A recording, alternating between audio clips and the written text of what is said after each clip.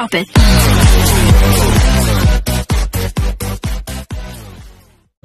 Set 4 nga mga ka-sports natin dyan ay nakipagbunuan pa rin ang Farm Fresh kontra nga sa F2 Logistics at napagtagumpayan nga nila ito sa score na 23 at 25.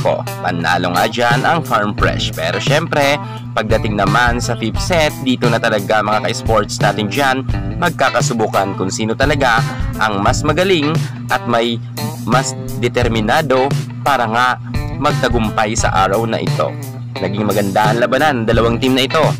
Lalong higit ang F2 Logistics kung saan nga ay nakauna nga sila agad ng 3 puntos kontra nga sa Farm Fresh.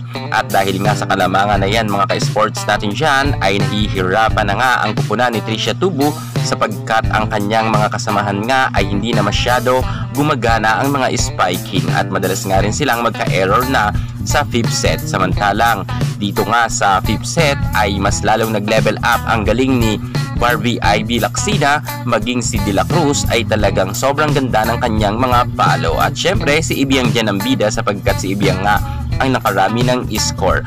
Maging nga ang mga services ni Aragalang ay talagang pumapasok at hindi nga nagkaka-error kung kaya nga nakalamang talaga sila ng puntos. Grabe mga ka-sports natin dyan, hirap na hirap nga ang Farm Fresh sa pupunan nga ni Abby Maranyo na kung saan nga talagang masasabi natin na level up na talaga ang mga bagong players ng F2 Logistics. Pero si Aragalang ay mukhang bumalik na rin ang kanyang angking kagalingan sapagkat nga maganda rin ang kanyang ipinakitang performance kanina sa kanilang laban kontra nga sa Farm Fresh. At problemado nga dito ang coach ng Farm Fresh sapagkat nga masyado silang ma-error.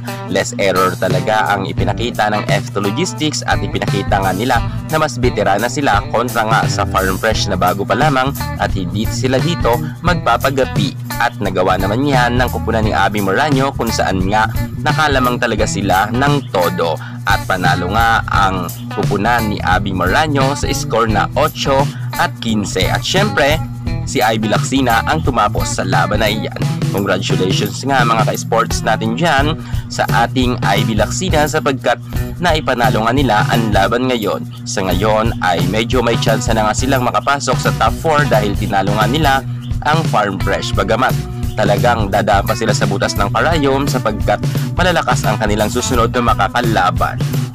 6 pa ang makakalaban ng F2 Logistics at ang 5 nga ay mga bigatin. Pero ang susunod muna nila makakalaban ay isang ang baguhan rin na team, ang Jerflor Defenders, at sure tayo na kayang-kaya na yan ipanalo ng kupunan nga ni Abby Maranyo at ni Ibiang. Good luck na lang sa mga susunod na laban ng F2 Logistics. Muli, congratulations sa team ng F2.